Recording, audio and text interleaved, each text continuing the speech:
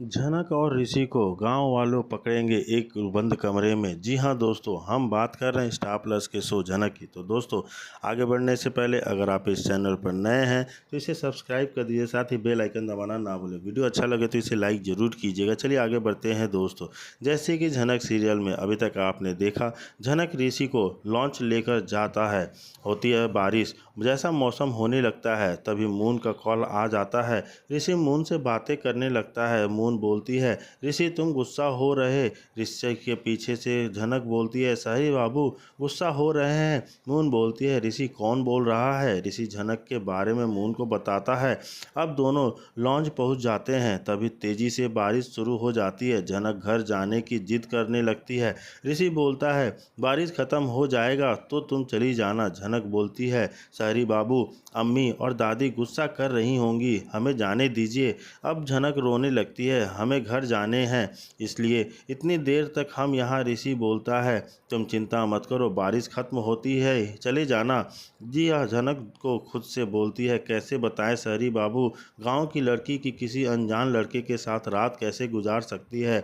अब बुआ नूतन से आकर पूछती है, झनक कहाँ है। नूतन बोलती है, शहरी बाबू को छोड़ने गई है। बुआ बोलती है, हम तुम दोनों माँ बेटी को जानते हैं, जहाँ किसी शहरी को देखा नहीं उसके पीछे दुम मिला के चल देते हो।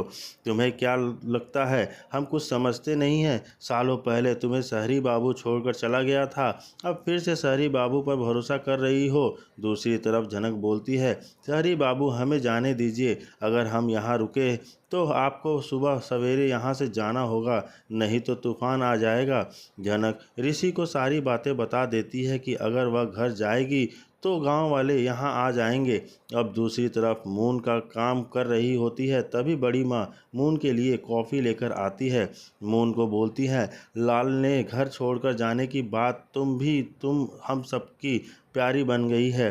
चाहती हूँ कि तुम्हारी शादी में मैं अपनी शादी के झुमके तुम्हें गिफ्ट करूँ। मून बोलती है, आप जो गिफ्ट करना चाहती हो तो कर सकती हो। अब दूसरी तरफ ऋषि बोलता है, तुम कमरे में चलो, वहाँ कुछ खाकर आराम कर लेना। झनक बोलती है, शहरी बाबू आप आराम कीजिए, हम यहीं ठीक हैं।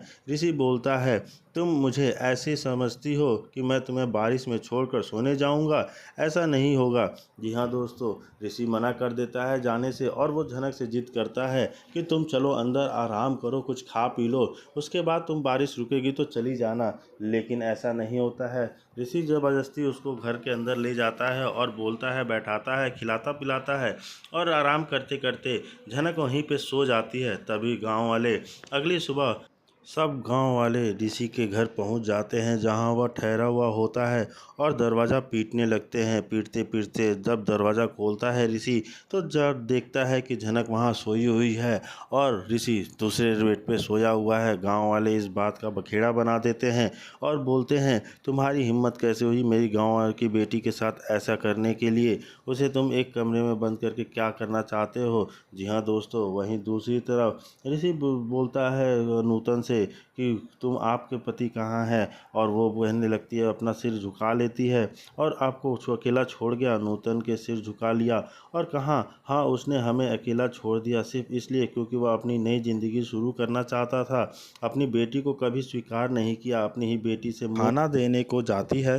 पराशर को बोलती है, आप खाना खा लीजिए और यहाँ कब तक रुकेंगे। पराशर बोलता है, हम यहाँ आए हैं तो मेला घूम कर ही जाएंगे। पराशर बोलता है, हम इस गांव के लिए ही यहाँ नहीं रह पाते हैं, इस शहरी लोग हमारा ज़मीन लेना चाहते हैं और उस शहरी बाबू ने भी तो तुमको धोखा दिया, फिर यह सब कैसे भूल सकते हो।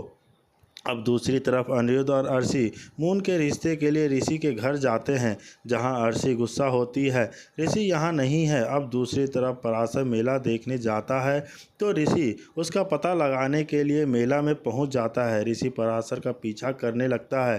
पराशर को उस पर शक होता है तो उसे पकड़ लेता है और सारी डिटेल्स पूछने लगता है, लेकिन ऋषि किसी तरह खुद को बचा लेता है। अब दूसरी तरफ मून ऋषि को कॉल करती है लेकिन ऋषि का फ़ोन पराशर लिया होता है, लेकिन पराशर ऋषि को एक कमरे में बंद कर देता है।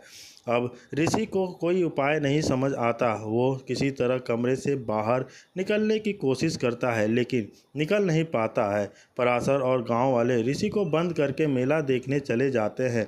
वहीं दूसरी तरफ जी हाँ जैसे कि बताया गया है कि ऋषि एक पराशर जो ऋषि है वो पुलिस इंस्पेक्टर है जो पहुंच चुका है झनक के गांव में कुछ इन्वेस्टिगेशन करने के लिए पराशर के खिलाफ। उस गांव में पराशर का राज चलता है तो उसके राज में ऐसे कौन कौन से काम होते हैं उसी की इन्वेस्टिगेशन के लिए यहाँ पर ऋषि पहुँचा है। तो वहाँ पहुँचा पर उसे यह नहीं पता कि पराशर कितना खतरनाक है। यहाँ पे वो बहुत ज़्यादा चालाकी करने के लिए कोशिश करता है लेकिन एक ट्विस्ट बन के आता है। लेकिन यहाँ पे एंड में जो है पराशर उसे पहचान लेता है और अंत में उसे अपनी पूरी सच्चाई बतानी पड़ती है कि वह एक पुलिस इंस्पेक्टर है। और यहाँ पे वह झनक को तो पहले से ही जानता है, उसे पहले मिल चुका है और बार बार उसी को देखना है। लेकिन जब यहाँ पर झनक के सामने यह सच्चाई आती है कि यह आदमी तो पुलिस इंस्पेक्टर है, यानी उस दिन इन दोनों की जो फाइट हुई थी वह एक पुलिस और एक जब आम इंसान के बीच हुई थी। जब यह बताता है कि कोलकाता से आया हूँ तो नूतन भी शॉक्ड हो जाती है क्योंकि भाई उसका पास्ट उस जगह से जुड़ा हुआ है। पराशर के सामने सच्चाई आने के बाद उसका खून खौल जाता है। उसे गुस्सा आता है क्योंकि वह शहरी लोगों से कुछ खास पसंद नहीं करता। वो यहाँ पे और क्या वह ऋषि को पकड़ता है, पकड़ कमरे में बंद कर देता है और उसको कोई खाना पीना नहीं देता क्योंकि जो चालाकी उसने करने की कोशिश की ना वो पराशर को जरा सा भी पसंद नहीं आया। लेकिन झनक जो उस पे तरस आ जाता है, यहाँ झनक को उस पे तरस आ जाता है और यहाँ वो उसके लिए छुपा कर खाना लेकर आ जाती है। झनक ऋषि के लिए खाना लेकर आई है। वैसे तो इन दोनों को जो पहली मुलाकात थी कुछ खास अच्छी नहीं थी, बहसबाजी भी थी और मनमुटाव भी था। लेकिन अभी भी यहाँ पे वे उसके लिए खाना लेकर जाती है। यहाँ पे ऋषि शॉक्ड हो जाते हैं और यह लड़की मेरे लिए खाना लेकर आई है, उसे खाना खिलाती है और लेकिन ऋषि खाने से मना कर देता है। यहाँ पर आसर उसका फ़ोन में लेता है और उसका फ़ोन पे आदित्य को कॉल लगाता है, अभी उसे काट देता है। दोस्तों यहाँ भी ज़्यादा समय तो नहीं हुआ है लेकिन जिस तरीके से यहाँ कहानी आगे बढ़ रही है यह ठीक पहले की तरह ही है। जी हाँ, यानी अनिरुद्ध की तरह अनिरुद्ध के पीछे जो लड़कियाँ थी झनक और अर्शी, यहाँ भी ऋषि के पीछे दो लड़कियाँ तो लगी हुई हैं और झनक और मून, क्योंकि भाई मून है ऋषि की गर्लफ्रेंड और बहुत कुछ जल्द शादी भी होने वाली है। ये कहानी कितना ज़्यादा सिलसिला में होगा, पिछले कहानी से कितना मिलता जुलता होगा, देखना काफ़ी दिलचस्प होगा। लेकिन फ़िलहाल इस बारे में आपकी क्या राय है हमें ज़रूर बताइए। वहीं दूसरी तरफ आदित्य का मन बहुत बेचैन होता है। ऋषि का फ़ोन नहीं लग रहा है, उसे लग रहा है कि कुछ गलत हो गया है। उसके बचपन के धुंधले सपने और गांव से जुड़ी अनजानी यादें उसे और परेशान करती हैं। वह फैसला करती है कि वह गांव जाएगी। अनिरुद्ध और शान्या उसे रोकने की बहुत कोशिश करते हैं। अनिरुद्ध को अब डर है, अब बढ़ जाता है कि कहीं आदित्य